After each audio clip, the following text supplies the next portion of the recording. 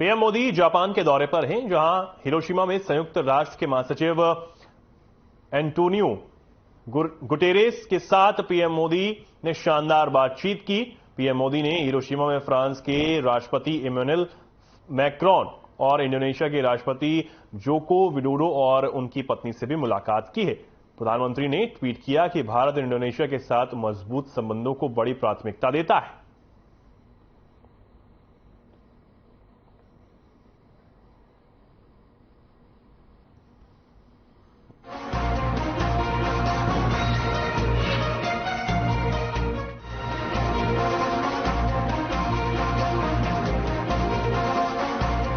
RBI के 2000 रुपए के नोट को वापस लेने का फैसले के बाद मुख्यमंत्री अरविंद केजरीवाल ने सरकार पर जमकर निशाना साधा था, जिस पर गृह मंत्री अनिल विज ने कहा कि भ्रष्टाचार को खत्म करने के लिए, आतंकवाद की कमर तोड़ने के लिए यह फैसला लिया है। विज ने कहा कि रो वही रहा है जिन्होंने बोरे भरे हुए हैं।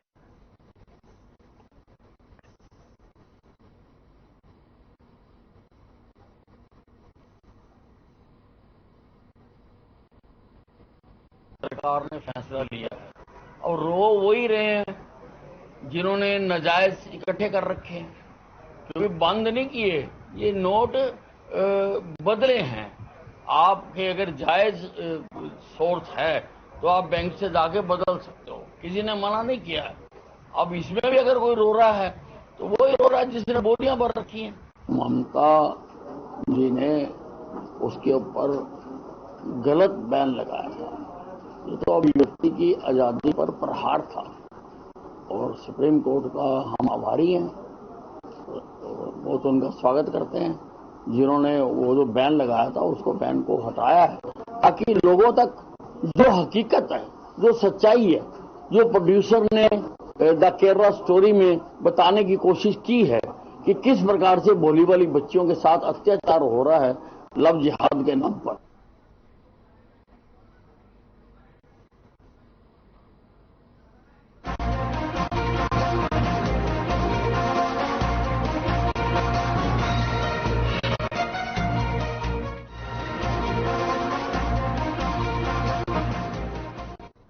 हरियाणा के गृह एवं स्वास्थ्य मंत्री अनिल विज का जनता दरबार बेशक कुछ दिनों से नहीं लग रहा है, लेकिन उनके आवास पर प्रदेश के कोने कोने से आने वाले फरियादियों की संख्या लगातार बढ़ती चली जा रही है और हजारों लोग उनके आवास पर पहुंच रहे हैं।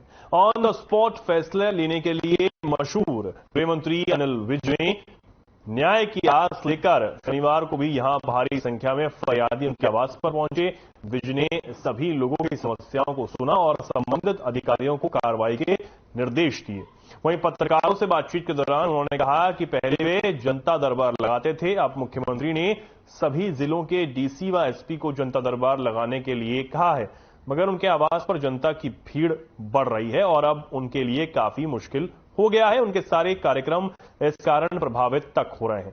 उन्होंने लोगों से प्रार्थना करते हुए कहा कि जनता पहले अपने जिलों के डीसी व एसपी के पास जाए, अगर वहां उनकी कोई संतुष्टि न हो तो उनके दरवाजे खुले हुए हैं, इसलिए जनता पहले अपने स्तर पर कोशिश करे।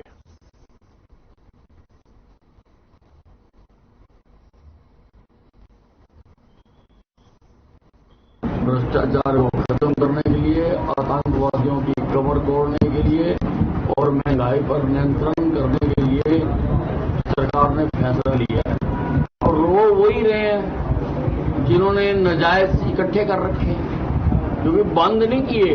ये नोट बदले हैं। आपके अगर जायज सोर्स है तो आप बैंक से जाके बदल सकते हो। ये आप खुद देख रहे हैं जिस कदर भीड़ बढ़ रही है। अब बड़ा मुश्किल है, क्योंकि पहले तो मैं जनता दरबार लगाता था, पर अब क्योंकि मुख्यमंत्री जी ने सारे एसपी और डीसी को कह दिया कि वो रोज जनता दरबार लगाए, तो मेरी लोगों से भी प्रार्थना।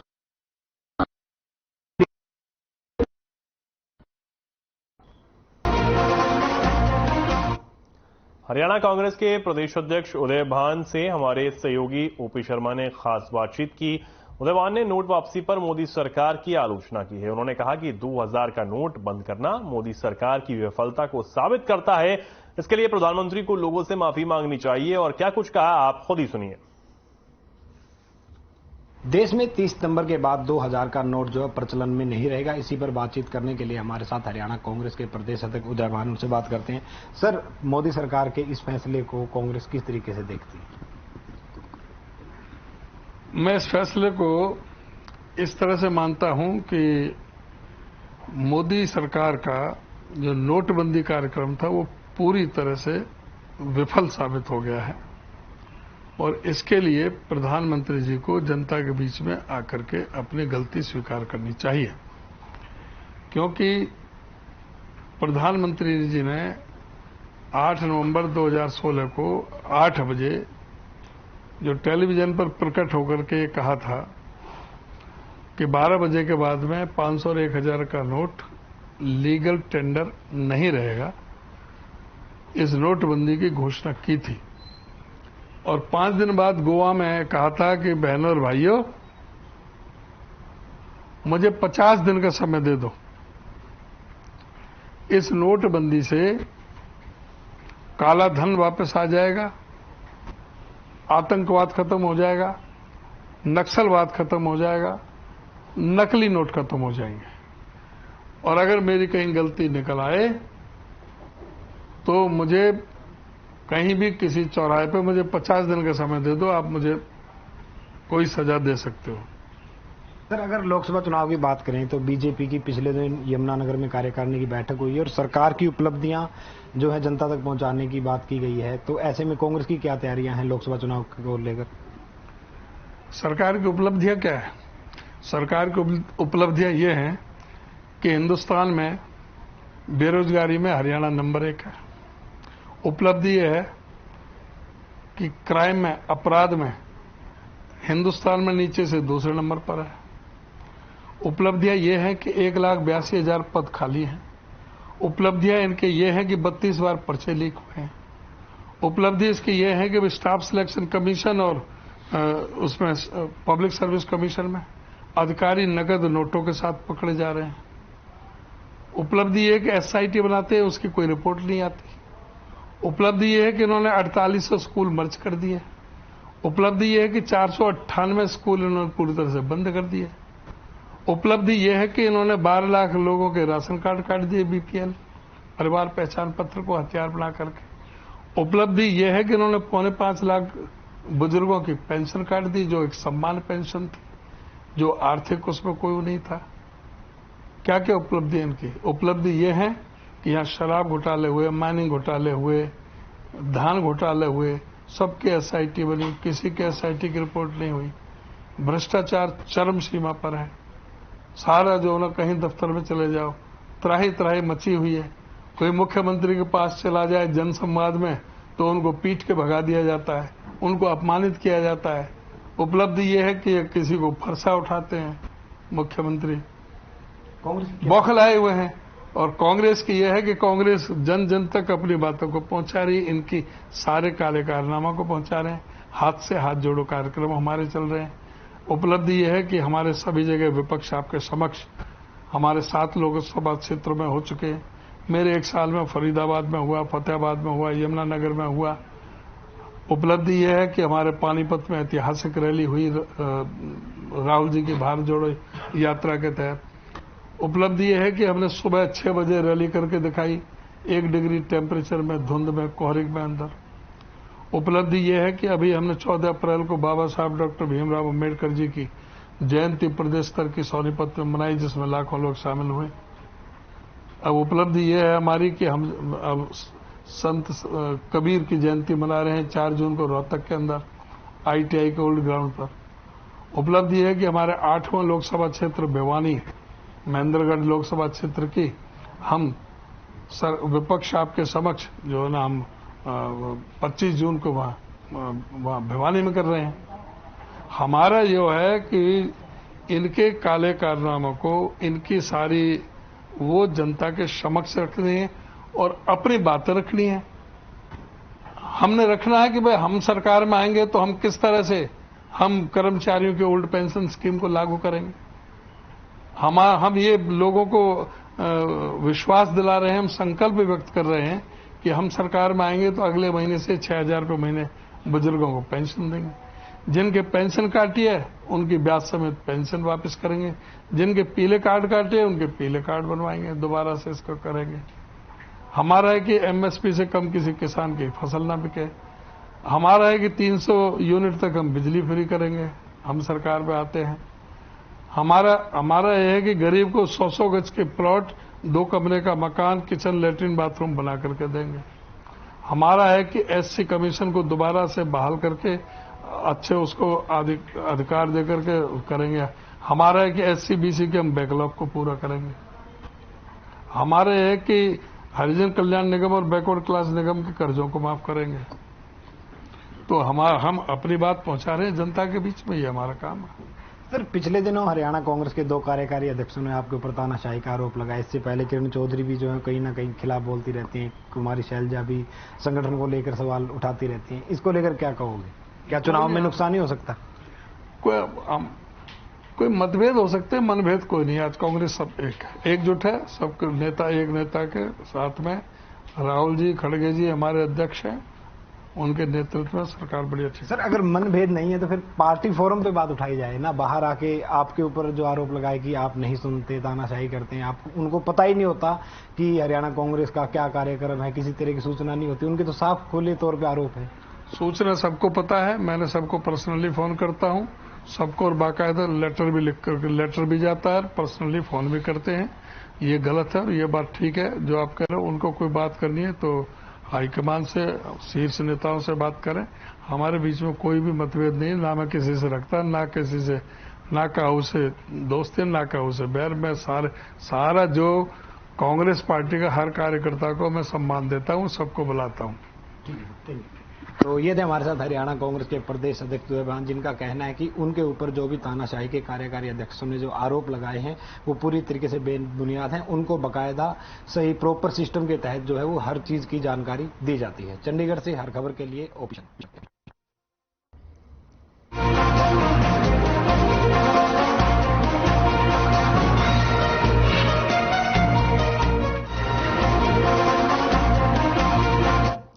फरीदाबाद पहुंचे इनेलो सुप्रीमो और हरियाणा के पूर्व मुख्यमंत्री ओम प्रकाश चौटाला, जहां उन्होंने भारतीय जनता पार्टी पर जमकर हमला बोलते हुए कहा कि आज बीजेपी के शासनकाल में हर वर्ग दुखी है, महंगाई चरम सीमा पर है, प्रदेश में बिजली, पानी और खाद की किल्लत है, पढ़े लिखे युवा बेरोजगार हैं, अस्पतालों में डॉक्टरों और स्कूलों में शिक्षकों की भारी कमी है।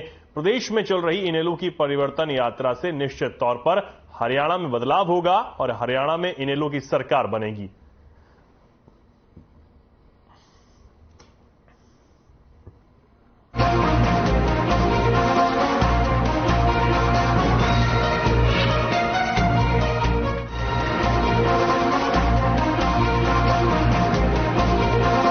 अब खबर गुरुग्राम से है, जहां ज्वेलर्स की दुकान में लाखों की लूट हुई। दिन दहाड़े सदर बाजार में इस लूट की वारदात को अंजाम दिया गया। आपको बता दें कि गन पॉइंट पर गुप्ता ज्वेलर्स पर यह लूट हुई। वारदात को अंजाम देकर बदमाश वहां मौके से फरार होने में कामयाब रहे। फिलहाल पुलिस पूरे मामले की जांच में जुटी हुई है।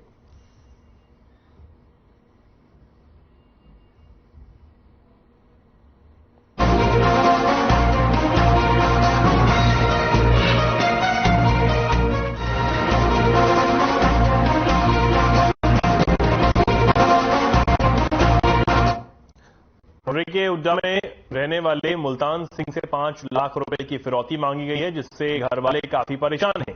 थाना प्रभारी ने बताया है कि पुंडरी के हुड्डा में रहने वाले मुल्तान सिंह पुत्र जगीर सिंह ने शिकायत दर्ज कराई है। उसे 15 अप्रैल को फोन आया था, जिसमें फोन करने वाले ने उससे 5 लाख रुपए की फिरौती की मांग की, लेकिन मुल्तान सिंह ने बताया कि उस समय कोई ध्यान नहीं दिया। लेकिन 18 तारीख को फिर उसके पास 5 लाख रुपए की फिरौती मांगने के लिए फोन आया। उस पर थाना प्रभारी को शिकायत दर्ज कराई गई है। थाना प्रभारी ने बताया है कि शिकायत दर्ज कर जांच शुरू कर दी गई है।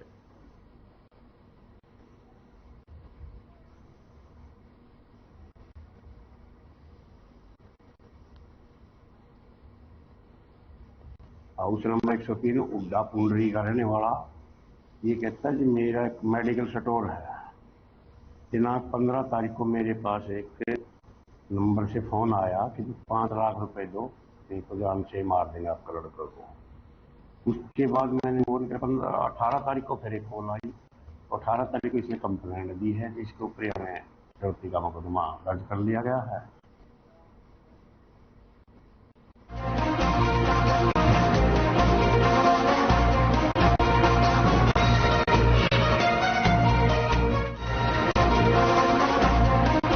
के गांव मोहना में पेट्रोल पंप पर हुए मामले में थाना प्रभारी ने प्रेस कॉन्फ्रेंस कर जानकारी देते हुए बताया है कि फतेहपुर निवासी आकाश शर्मा ने पुलिस को शिकायत देकर बताया कि वो और उसका दोस्त सौरभ पानीपत में किसी रिश्तेदार के घर जा रहे थे और गांव मोहना में नेशनल हाईवे 152D से पेट्रोल पंप से जाने लगे। तभी 6 अनजान लोगों जो मुंह पर कपड़ा बांधे हुए थे उन्होंने उनकी गाड़ी के सामने आ गए और लट मारकर सामने का शीशा और साइड के शीशे तोड़ दिए। उसके बाद लाठी, गंडासी और ईंट से जानलेवा हमला कर दिया और 23,000 रुपए और सोने की चेन छीनकर वहां से फरार हो गए। वारदात में उसके दोस्त को चोट आई है। पुलिस ने 6 अज्ञात लोगों के खिलाफ मामला दर्ज कर जांच शुरू कर दी है।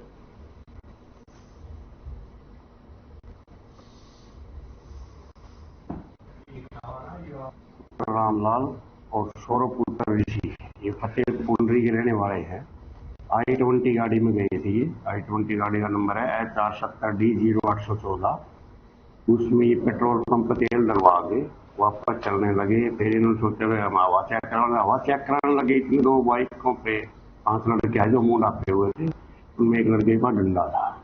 उन गाड़ी के फ्रंट को मारे, साइड को उसको मारे, बता रहे कंप्लेंट की मारे से 23,000 रुपए तो चैन वो ले गए, धोखे मारे। हाँ, अरे ये 2 पढ़ना कौन बन रही है?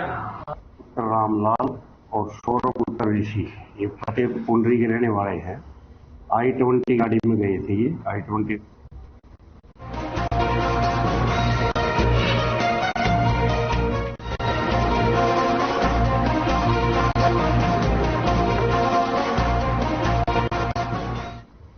फरीदाबाद नगर निगम ने हाल ही में एक बजट तैयार किया है। साथ ही आपको बता दें कि सरकार के आदेश अनुसार निगम में शामिल किए गए 24 गांव के 31 घरों का सौंदर्यीकरण होगा।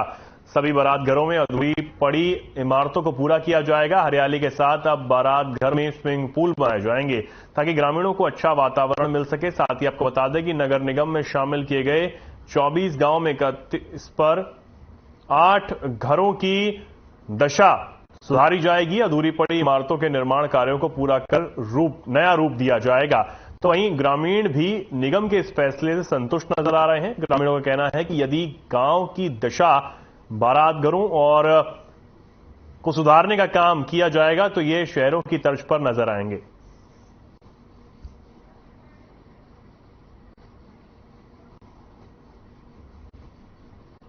खंडर हुई पड़ी है, कोई सुधार न है। पानी भरा पड़ा गलियों में और सरपंच राजवा से कह के काम तो करवा ले। अब सारा कोई सुनने की ना। नगर निगम में शामिल होने के बाद जो है वो परेशानियां बढ़ी है या कम हुई हैं? बढ़ी हैं। हाँ। तो नगर निगम इसलिए कोई सुन ना रहा, कोई सुन नहीं रहा। हाँ।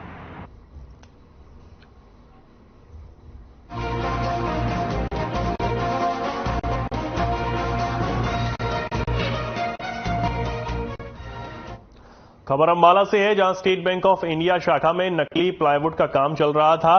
सूचना मिलने पर दिल्ली से कंपनी के विशेषज्ञ प्लाई की पहचान करने मौके पर पहुंचे। उन्होंने बैंक में कंपनी की नकली प्लाई का प्रयोग होने की अंबाला कैंट सदर थाने में शिकायत दी। वहीं मौके पर पहुंचकर नकली प्लाईवुड को जब अपने कब्जे में लेने की कोशिश की गई तब बैंक मैनेजर सहित अन्य बैंक कर्मियों ने पुलिस को अंदर नहीं घुसने दिया। जब पुलिस ने उन्हें पूरे मामले की जानकारी दी तब पुलिस को जांच के लिए बैंक के भीतर जाने दिया गया।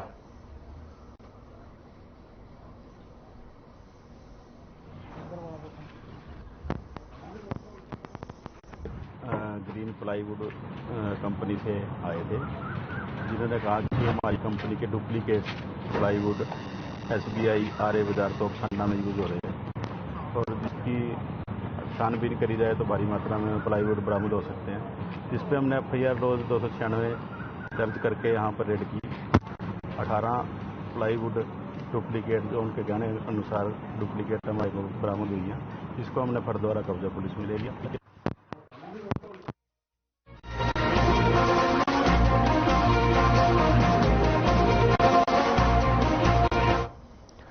गुप्त सूचना के आधार पर बीती देर रात आबकारी विभाग और सीएम फ्लाइंग की संयुक्त टीम ने धरौली टी पॉइंट पर होटल में चल रहे अवैध अहाते पर रेड की, जहां लोग इस अवैध अहाते में शराब पी रहे थे। अहाते से भारी मात्रा में अवैध शराब बरामद की गई है, जिसे टीम ने अपने कब्जे में लेकर होटल मालिक को भी गिरफ्तार कर लिया है। वहीं अहाते का निरीक्षण किया गया तो इस दौरान अहाते में काफी कुर्सी व टेबल लगी हुई मिली।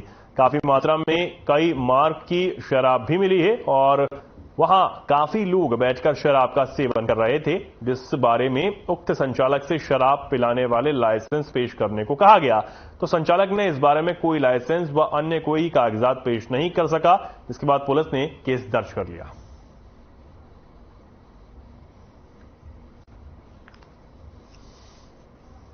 कोसली थाना के एरिया में धरौली टी पॉइंट है, वहां पे एक आशीष होटल करके था, जिसमें सूचना थी कि वो अवैध रूप से बिना लाइसेंस बिना परमिट के अवैध रूप से वो शराब पिलाते हैं लोगों को बैठा के। तो इसमें आबकारी विभाग और स्थानीय पुलिस के साथ जब सीएम फ्लाइंग ने वहां रेड की तो वो वास्तव में वहां पे लोगों को दारू पिलाते हुए मिले। इस संबंध में कोसली थाने में जो आबकारी निरीक्षक थे उनके तरफ से जो तहरीर लिख के दी गई उसके ऊपर FIR दर्ज की जा रही है और नियमानुसार कार्रवाई की जाएगी।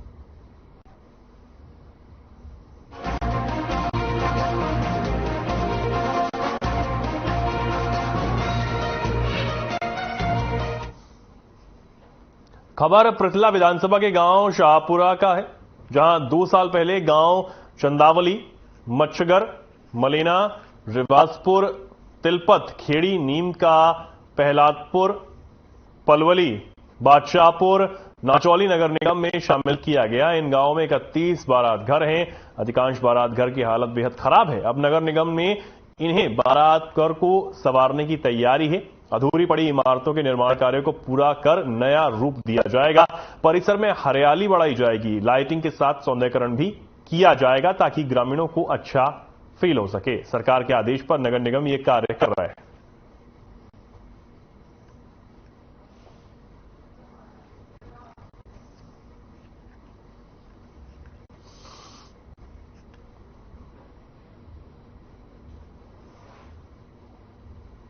कौन सा गांव है और ये नगर निगम में शामिल किया गया था? अगर इस गांव की अगर बात की जाए तो इसमें बारात घर हैं। बारात घरों की दुर्दशा किस हालत में है इसमें?